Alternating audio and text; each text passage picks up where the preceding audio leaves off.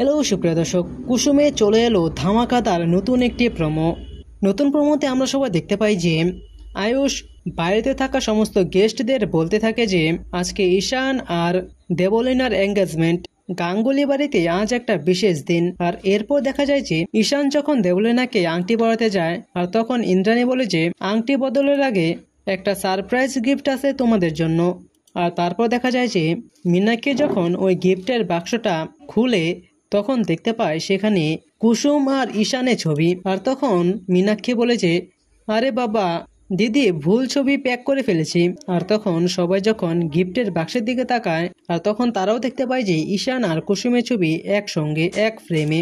আর এটা দেখে তো সবাই অনেক অবাক হয়ে যায়। আর তখন কুসুম ইন্দ্রাণীর পায়ে পড়ে যায় আর বলে, দেবীমা এটা মিথ্যে, বিশ্বাস করুন, এখানে আমার কোনো দোষ নেই। আর তখন ঈশান চিৎকার দিয়ে বলে ওঠে, এটাই সত্যি মা, কারণ আমি কুসুমকে ভালোবাসি।